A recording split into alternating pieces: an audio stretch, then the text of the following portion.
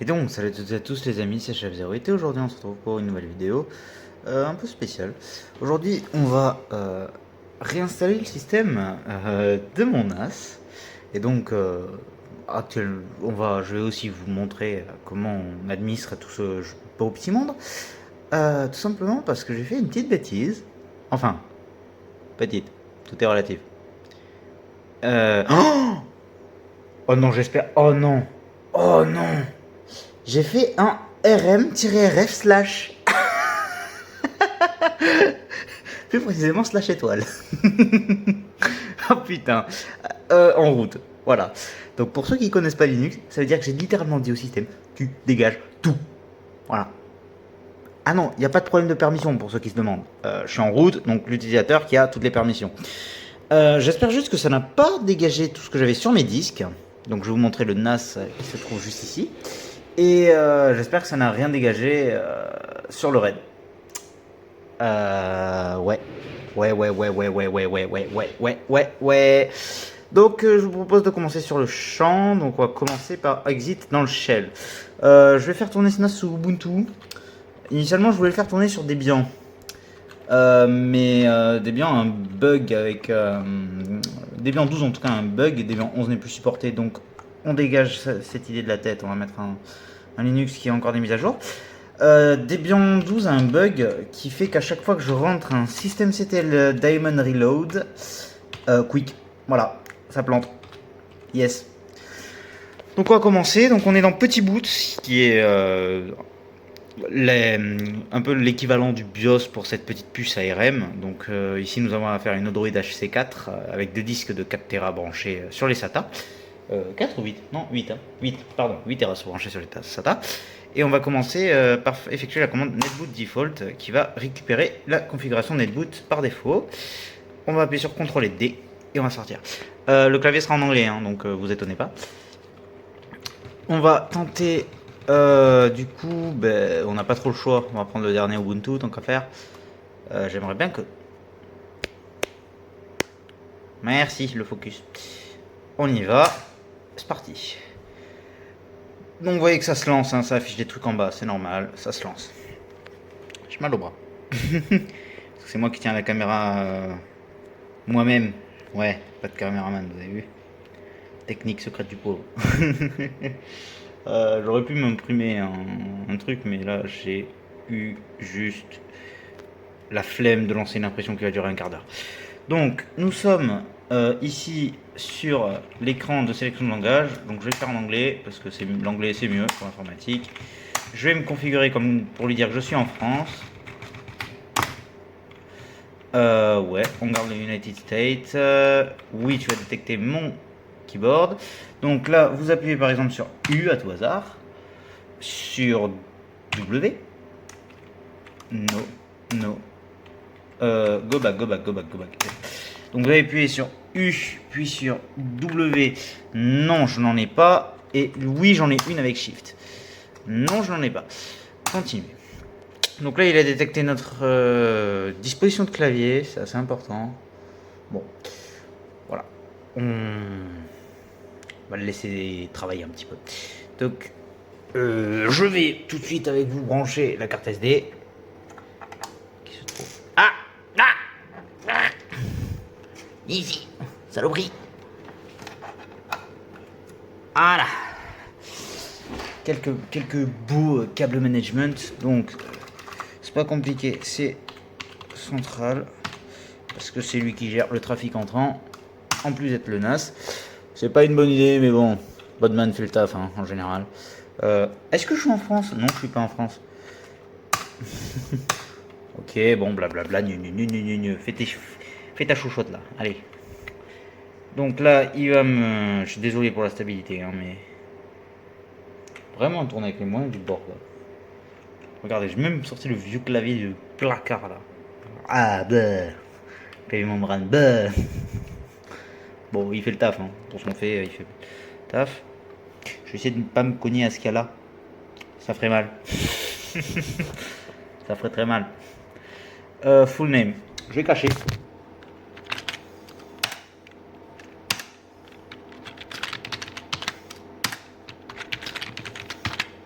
Voilà.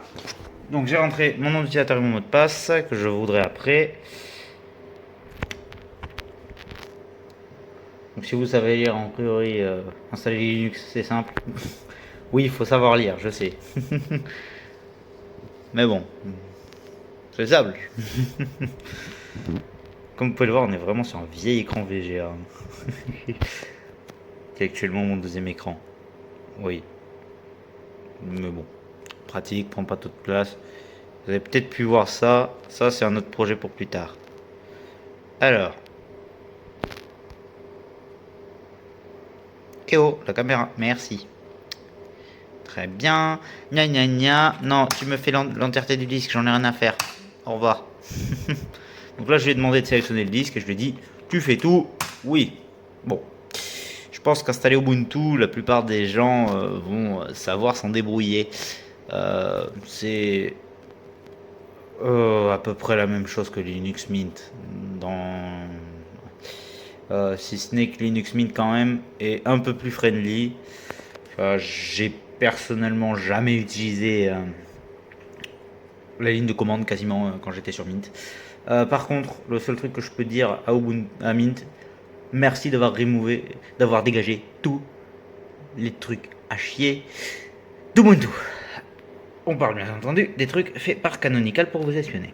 Parce que oui, il y en a. Contrairement à ce qu'on pourrait penser, il y en a quelques-uns. Mais là, comme je suis sur un système minimal qui va être destiné à être un serveur, si vous voulez, il n'y en aura pas. Quel est l'intérêt d'espionner les serveurs d'entreprise? Si ce n'est finir devant un juge. Voilà. Alors. Installation du système, hein. Celui-là, on va essayer de ne pas le virer de manière totalement accidentelle comme j'ai pu faire en étant le gros bêta que je peux être des fois. Et je vous propose de prier tous ensemble sur est-ce que nous allons réussir à avoir les données qui étaient sur les disques, sachant qu'il y a quand même des trucs que j'aurais bien aimé garder, quoi. Mais quelle idée j'ai eu de faire ça. Alors a priori. Et non, hein, récursive. Oh bordel. Oh bordel, bordel, bordel. PQRS. Avec un peu de chance, s'il fait par ordre alphabétique, il n'est pas encore arrivé au point de montage du disque qui était /serve /read. Prions, je veux mes données. Bon, vous savez, hein, dans le pire des cas, je la fais netboot. Ou alors je... Eh mais... Oh! Ne serait-ce pas Ah oui, merci, marche pas. Ah, dommage. J'aurais bien utilisé cet ordi là pour, genre, comment dire. Oh, un montage à ce bricole, hein, pour utiliser Recuva. Je démarre celui-là là-bas sur Windows. Hop, c'est pas une pub pour Granola. Je devrais plutôt au montage. Je démarre l'ordi à l'autre bout de mon bureau sur Windows, parce que oui, là, les deux. Et ouais, ça se fait. Ouais. Je pense que s'il n'y a pas mes données, je vous ferai un petit tutoriel, ce sera gratos. Punition. Bon, donc là il installe le système. Vous voyez, il est un peu lent. C'est une carte SD, donc en même temps, c'est pas forcément rapide. Excusez-moi. Ok, bon, ça, je profite de la cam pour voir si les petits voyants clignotent. Si ils travaillent correctement. Alors. Donc, je pense peut-être faire une ellipse, hein. C'est pas sûr. Hein. Pourquoi Ubuntu Pro? J'en ai rien à faire. Vous voyez, c'est tout le genre du style qui s'appelle Ubuntu Pro, Ubuntu ESM là. Ça c'est là. Ok, ça c'était mon casque audio. Génial. Wow. Les notifs. Bon, je pense que je vais vous reprendre une fois qu'il aura fini. A tout de suite. Donc, tout le monde. Alors, il a presque fini. Je vous reprends. Et donc, là, il va pas tarder à nous demander tout un tas de petites choses qu'on va regarder ensemble. Il faut d'abord bien définir nos besoins. Donc là, ce que moi je cherche en l'occurrence, c'est un serveur NAS capable de faire tourner des conteneurs. Alors, qu'est-ce qu'un conteneur? Un conteneur, c'est une sorte d'application que l'on met dans un environnement isolé, un peu comme une machine virtuelle, mais on n'a pas ce qu'on appelle l'hyperviseur entre les deux pour faire croire qu'il est sur un vrai PC. On partage les ressources du noyau de l'autre. Donc c'est très pratique, moins consommateur en ressources que la machine virtuelle, en offrant des fonctions assez similaires. Donc, configuration d'APT. Ça, c'est pas cool. Vous allez voir, il va nous demander normalement quelques trucs dans pas longtemps. Et on va en parler ensemble. Tout d'abord, sur un serveur, je pense que, à part si vous utilisez Windows Server, vous êtes d'accord qu'en général, on est plutôt sur une vieille ligne de commande simple, efficace. Donc voilà, là il va m'ouvrir le machin. Oui, ma caméra s'assombrit. Merci. Je marque ma caméra. Mais c'est ma caméra ou c'est mon écran? Je sais pas, mais bon. Donc, en gros, sur un serveur, ce que je disais, c'est qu'on évite en général de mettre une interface graphique. Ou alors, l'interface graphique, on la fait passer par un navigateur web. Donc, le navigateur. Ah, le navigateur web, ça va permettre d'économiser des ressources sur le serveur, puisque là, je suis sur une Odroid HC4 qui n'a pas de processeur graphique, enfin si, à intégrer dans le socle, mais on va considérer que c'est pas un processeur graphique, c'est pas un iGPU non plus, donc c'est pas très puissant et ça a beaucoup de mal à faire le rendu d'un environnement de bureau. Voilà, ça a du mal. Donc moi, ce que je vous propose, c'est que vu que c'est un serveur, nous n'installions pas un environnement de bureau et que nous fassions tout par le terminal jusqu'à l'installation d'une interface web. Voilà. Donc je vous reprends une fois que je peux continuer le processus et qu'il me demande quelque chose. A tout de suite. Bon, c'est vraiment un petit coquin. Hein. À peine je coupe le record qui me dit Eh oh, est-ce que tu vas installer les updates automatiques? Donc nous, on va mettre les security updates. On va pas manage par Landscape parce que Landscape, c'est la solution propriétaire de Canonical pour gérer Ubuntu. Nous, on va faire installer les mises à jour de sécurité automatiquement. Voilà. Ça nous évitera de venir tous les 4 matins sur ce serveur. On essaie de se rapprocher le plus possible du mode install and forget. Voilà. Alors, j'ai fait quelques bêtises la première fois que j'ai fait un NAS. Donc on va en parler ensemble. Première bêtise que j'ai faite, j'ai formaté en XFS. Franchement, pour le genre d'utilisation qu'il y a sur un NAS, le XFS, c'est pas fameux. Le ZFS non plus d'ailleurs. Hein. Pour tous ceux qui vous disent faites du ZFS, le ZFS aura sans ressources. Voilà. Vous devez d'abord penser à votre RAM. Donc sur ma petite machine qui a 4 Go de RAM, on va pas mettre de ZFS. C'est moi qui vous le dis. Par contre, ce qu'on va mettre, c'est qu'on va mettre du BTRFS, Binary Tree File System. Pourquoi? Il offre un peu les mêmes fonctions que ZFS. Donc on a le copy on write qui permet de copier, ou plutôt de réécrire seul sur le disque seulement la partie qu'on a modifiée. Le tout en faisant une snapshot en même temps, puisqu'on va utiliser un système de pointeurs. Ce qui est très intéressant, puisque ça nous permet de faire des backups de l'entièreté des fichiers, de l'entièreté du système de fichiers, faire des sous-volumes, etc. Tout en gardant une performance assez fluide. Et le BTRFS, ça va être un peu bizarre. Il est moins performant. Bon, c'est normal. Sauf si vous essayez de le martyriser.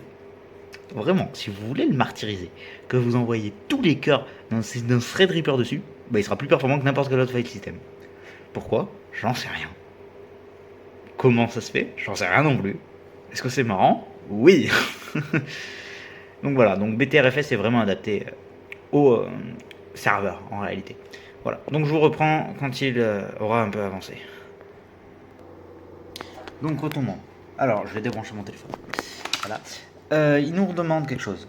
Je vais forcer la caméra à se focus parce que sinon je ne le fais pas tout seul. Donc là, il nous demande les environnements. Donc on va en sélectionner aucun, puisque je vous ai dit qu'on ne mettrait pas. Vous pourrez penser qu'on a un web server. Non, voilà, on va pas le mettre tout de suite, on va le mettre après. Vous cochez bien serveur SSH. Ça va vous permettre d'utiliser votre ordinateur ensuite pour gérer ce serveur. Voilà. Le mot en anglais, mais pas en français.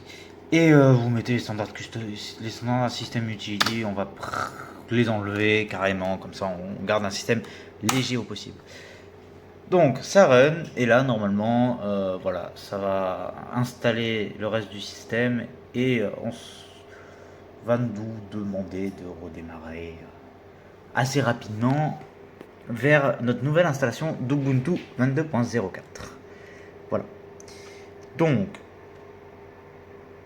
voilà, je force le focus de la caméra parce que sinon on n'est pas sorti. Donc vous voyez, c'est vraiment tourné avec les moyens du bord. Oui, le bruit que vous entendez statique depuis tout à l'heure, c'est mon ventilateur parce qu'il fait chaud. 27 degrés, ouais, ça commence, c'est un peu chaud. 27 degrés à l'intérieur, c'est pénible. Ok. Donc là, normalement, on devrait avoir fini. J'espère. Et je passerai ensuite sur ordinateur afin de vous montrer comment faire. Ok, donc là, il fait le système bootable et il a fini. C'est la dernière étape, normalement. Normalement, le bootable, on le fait à la fin. Ça évite de démarrer sur un truc cassé. J'aimerais bien qu'il se dépêche un petit peu, parce que je commence à avoir faim, là. Dépêche-toi. Donc bon, Bon, ça vaut pas le coup de vous reprendre après, puisqu'il a presque fini.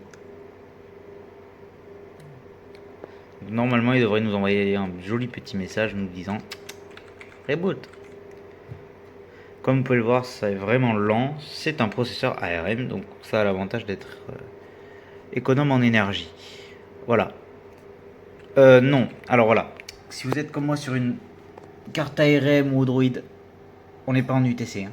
Je vous préviens. Sauf si vous avez une pile, a priori vous n'êtes pas sur le UTC. Donc il faut bien lui dire que non. Sinon il va vous faire des bêtises. Voilà. Et là il vous dit voilà, c'est complet. Reboot. Ok, on reboot.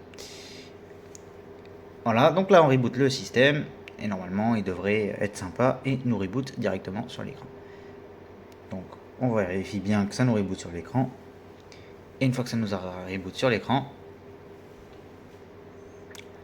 eh bien on basculera sur l'ordinateur. Voilà, boot dans 5 secondes. Voilà, comme ça vous êtes au courant. Donc j'ai un petit temps de boot, dans petit boot, c'est normal. Pour vous laisser le temps de faire ce que vous avez à faire et l'empêcher de démarrer si vous avez besoin de l'empêcher de démarrer. Alors, donc là il démarre.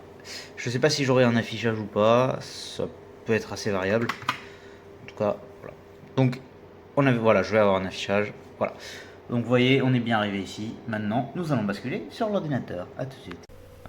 Donc, tout le monde, je vous reprends ici sur un terminal que je vais tout de suite voilà, vider. Donc nous avons maintenant mis en place notre serveur et je vous propose désormais de l'administrer à distance. Donc je ne sais pas si vous vous souvenez, mais tout à l'heure nous avons installé le serveur SSH. Donc je vous propose tout de suite de nous connecter à notre serveur. On est sur la commande SSH. Donc moi mon utilisateur c'est le même que sur mon PC, du coup je suis pas obligé de le mettre. Sinon vous devriez faire votre utilisateur @. Donc je vais rentrer directement l'IP. Et voilà. Et je vais pouvoir cliquer sur Entrée. Alors, juste avant d'entrer cette commande, il va vous falloir l'IP de votre serveur. Soit vous l'avez configuré de manière statique sur le serveur, ce que je n'ai pas fait. Soit vous le configurez de manière statique, vous laissez le serveur en DHCP, mais vous faites un by DHCP statique, ce que j'ai fait avec ma box. Donc, je le SSH. Voilà. Mais il me dit que ça va pas. C'est normal, c'est parce que j'ai déjà SSH la même IP auparavant, mais elle avait une clé de signature qui était différente. Cette sécurité est là pour éviter que quelqu'un puisse faire ni plus ni moins qu'une usurpation d'identité avec votre machine. Donc on va enlever l'ancienne clé et repartir en SSH et accepter la nouvelle clé. Voilà. Donc vous rentrez votre mot de passe. Voilà. Et bienvenue, vous voici maintenant connecté au serveur. Donc, je vous propose tout de suite d'installer l'interface de management. Pour ma part, j'ai choisi Casa OS, mais vous pouvez très bien installer quelque chose comme Open Media Vault, ce que j'avais avant, mais à la condition d'être sous Debian, ou encore installer Cockpit, ce que j'avais aussi avant de faire le rm-rf/. Toutefois, les partages SMB ne fonctionnaient pas avec Cockpit chez moi. Donc je vais essayer cette fois-ci avec CasaOS, qui me paraît en plus bien plus joli. Et voilà. Donc on va copier la commande sur leur site, la coller dans le terminal, appuyer sur Entrée, rentrer le mot de passe toujours. Voilà. C'est bon, on y va. Donc là il va s'installer. Je pense que si vous pouvez peut-être entendre le bruit du ventilateur du serveur se mettre en route. Si ça tourne, ça veut dire que ça chauffe vraiment. Voilà. Donc, comme vous pouvez le voir, il installe tout tranquillement. Voilà.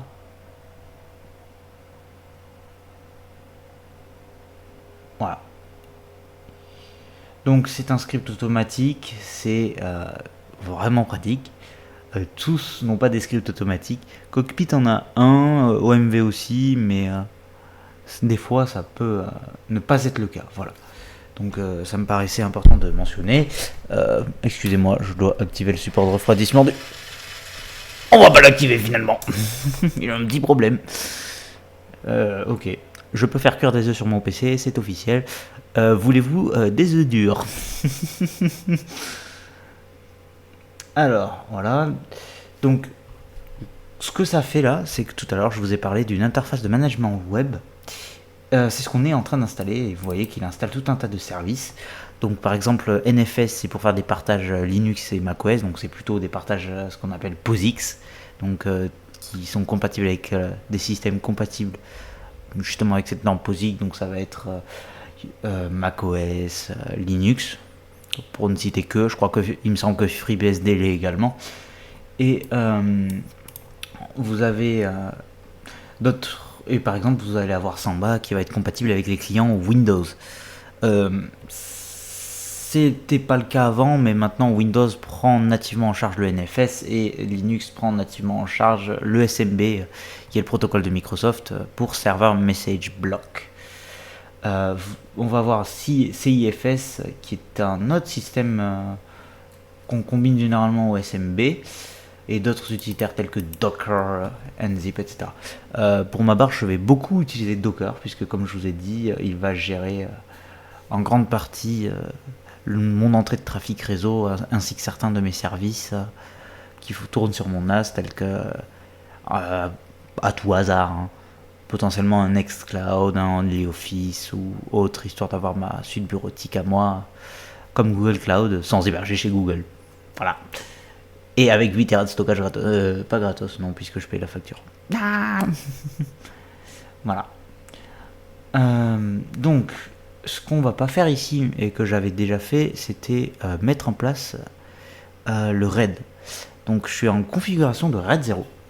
Donc, qu'est-ce que c'est? Le RAID 0, c'est quand on fait un disque qui a exactement le même contenu que l'autre. Donc, c'est de la redondance, en fait. C'est-à-dire que les données sont stockées tout le temps en 2 fois sur chaque disque, en 2 fois sur les disques. Voilà. Donc ça me permet de pouvoir remplacer un disque si celui casse.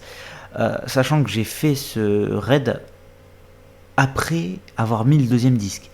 Donc il y a un disque qui a tourné plus que l'autre, et je pense que ce sera probablement celui qui cassera en premier. Je regarderai dans CasaOS, je vous tiendrai au courant. J'aimerais bien voir s'il y a une option pour les disques pour pouvoir les mettre en stand-by. En effet, un disque qui tourne, c'est un disque qui chauffe. Et on veut à tout prix éviter que le disque chauffe. Comme mon PC. Là, il chauffe. Heureusement, le HDD que j'ai dans mon PC, il est en bas. Voilà. Donc, apparemment, c'est installé. Vous pouvez y aller en faisant CTRL-clic depuis votre terminal. Et voilà. Il m'amène vers CasaOS. Parfait. Ok. Alors, je vous mets en pause 30 secondes, le temps de créer mon compte, et je vous reprends juste après. À tout de suite. Voilà, je viens juste de cliquer sur créer mon compte, et CasaOS vient de charger avec succès. Voilà. Donc, non, je ne veux pas de feed ou quoi que ce soit, blablabla, non. On va regarder le statut système, et comme vous pouvez le voir, what? Ah, 16 Tera. Je pense qu'il est... Voilà, ok, d'accord. Comme vous pouvez le voir, je vois mes deux disques, j'ai la possibilité de faire une synchronisation, etc. Donc CasaOS, c'est pour ça que j'ai choisi. J'ai un file browser intégré. On pourrait en avoir un dans Cockpit. Là n'est pas la question. C'est juste que j'utilise déjà Cockpit. Enfin, je peux vous montrer. Et j'avais aussi un peu le désir au fond de moi de changer d'interface de management. Parce que Cockpit, voilà, par exemple, vous l'avez sur mon serveur en local, ici. Voilà, qui est donc sous Fedora Linux, serveur édition. C'est préinstallé, donc j'ai pas trop à m'en soucier. Voilà, donc à part... Quoi? Un truc airdrop? Ça a l'air marrant ça. Enfin bref. Donc voilà, donc nous avons installé CasaOS. J'ai l'impression qu'il est quand même nettement plus lourd que Cockpit, hein, par contre. On va voir ça. Voilà. Tac, tac, tac. Donc on va installer Bitop. Donc pour ceux qui connaissent Htop, Btop, c'est pareil, en plus joli, avec le support de la souris. Donc c'est pratique. Ouais, voilà. On consomme légèrement plus qu'avec Cockpit. Avec Cockpit, on est à 298 mégabytes, pardon. Migio. Oh non, c'est les unités en MIB. Celles-là, je sais toujours pas les prononcer. Bon, on va dire ça. On est à 298 MIB de RAM et là, on est à 450. On consomme pratiquement 2 fois plus. Mais bon, vous voyez, ça me laisse toujours 307 en available. Ce qui reste plus qu'avec... comment il s'appelle? OpenMediaVault. Voilà. Alors, il faut savoir que c'est pas les mêmes fonctions non plus. Hein. Là, on n'est pas vraiment sur un truc que pour les NAS, c'est vraiment plus généraliste. Je vous propose d'installer également FastFetch. Voilà, ce qui est une alternative à NeoFetch. Et qui va vous permettre d'avoir des informations sur votre système assez rapidement. Ce qui est ce que nous, on cherche quand même. Voilà. J'ai pu vérifier, les données sont encore là. J'ai pas supprimé les données.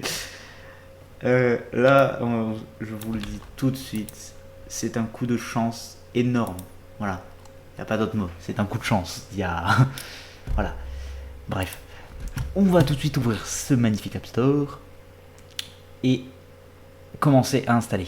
Parce que c'est pas tout ça. J'ai pas installé tout ça quand même pour rien quand même. Voilà. Donc avant j'avais ça. J'avais ça aussi.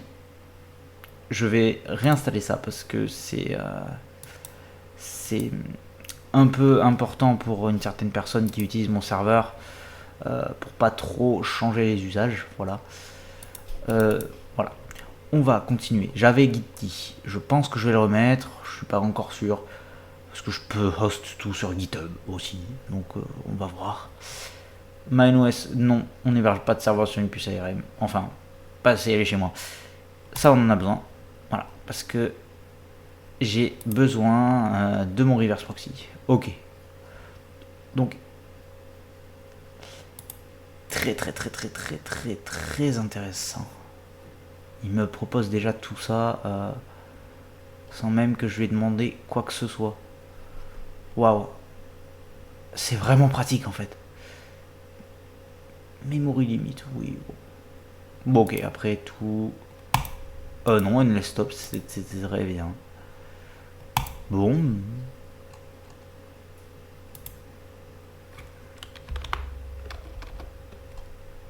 Hein? J'ai un petit conflit de port. Donc nous allons tout de suite regarder sur la documentation. Alors oui, si vous voulez avoir ce genre d'interface, il va falloir faire très attention. Vous aurez assez rapidement des conflits de port. C'est pour ça qu'on utilise notamment Docker. Alors, WebUI port. Voilà, vous voyez, je peux le changer. On va basculer sur le port 82 comme j'avais fait précédemment. Voilà. On va le repasser. On va attendre. Mais a priori, il devrait me l'avoir changé. Il n'est pas aussi lent normalement. Ok, voilà, c'est ça. Il me l'a changé, comme vous pouvez le voir, suite aux erreurs. Je vais rentrer mes codes. Voilà. Je suis revenu. Donc là, je vais pouvoir installer normalement mon petit proxy manager sans trop de soucis. Oh, je peux avoir un UI pour ChatGPT. Très pratique. Donc on redescend, on remet le fameux... Oui, je sais ce que je fais, les gars. J'en suis pas à mon coup d'essai. Installer. Ah, mais... Je comprends pas. Pourtant, je suis censé... Please confirm the input content. Bon. Ah oui, toi. Toi. Oui, toi. Ok, non, all good. Bon. Voilà. On installera ça plus tard. Très bien. Très bien, très bien, très bien. Donc vous voyez, on peut installer vraiment pas mal de choses, genre Nextcloud que je vais installer. Pi-hole, voilà. J'avais Pi-hole, donc on va mettre Pi-hole. Pi-hole, je suis habitué à l'avoir sur le port 83. 53, 53, oui, 67, 67, oui, oui, oui, ça, il faut pas changer. C'est bon. Please confirm the input content. Eh B. Eh B. Bon, je sais pas ce qu'il me fait, mais écoutez. Voilà, vous pouvez avoir accès à un terminal. Très très important. Donc c'est fait que vous pouvez ne plus utiliser votre terminal SSH. Voilà. Donc je vous propose de tester ça tout de suite. Alors il sera, je sais pas s'il sera en couleur. Voilà. Mais voilà, pour installer un petit outil vous permettant d'avoir rapidement des informations sur le système, nommé FastFetch. Voilà. Je fais une petite ellipse ou pas. Non, allez, on va chiche. On continue. Au pire, j'achèverai ce que j'ai cuisiné, c'est pas très grave. Voilà. Est-ce qu'il me l'a installé? Non. Il faut savoir que... Comment il s'appelle? Cockpit inclut aussi un terminal. Voilà. Comme ça, vous êtes au courant. C'est très bien. Donc je vous montre vite fait FastFetch ce que ça fait. Pour ceux qui connaissent NeoFetch, c'est assez similaire. C'est juste normalement plus rapide et un petit peu plus complet que NeoFetch par défaut. Voilà. Vous voyez, SRV/RAID. Voilà, il me donne les infos sur les disques. Donc, voilà, j'ai un petit plugin sympathique à avoir. Très bien. Je peux manager mon storage. Très bien. Très bien, très bien. Non, j'aime bien. 43 degrés. C'est vrai qu'ils ont chaud. Comme moi dans mon appart. Donc je peux... D'accord, c'est les widgets du setting. Ok, très intéressant. On va continuer nos petites installations sympathiques. Donc je voulais Pi-hole, mais il veut pas. Pourquoi? J'en sais absolument rien. Alors, Plex, on m'a toujours dit que c'était très bien à mettre, mais j'en vois pas l'utilité. Voilà, alors... Oui, ces deux-là sont très très bien. Je vous les conseille vivement. Si vous faites un NAS, ça c'est pour stocker vos mots de passe dans votre propre base de données. Parce que OnePassword, pour des hackers, c'est une cible de choix quand même. Hein. Voilà, c'est certes sécurisé, mais ça reste une cible de choix. Et WireGuard, pour faire des VPN vers chez vous, afin de minimiser les ports à ouvrir. Apparemment, ça c'est très bien, j'aime bien. C'est un bloqueur de pub sur le réseau par un DNS. Donc en gros, il bloque les pubs. Ça, c'est pour faire votre test de vitesse. Que je vais tout de suite installer. Parce que voilà. Waouh, très très beau. Ça, je le mets.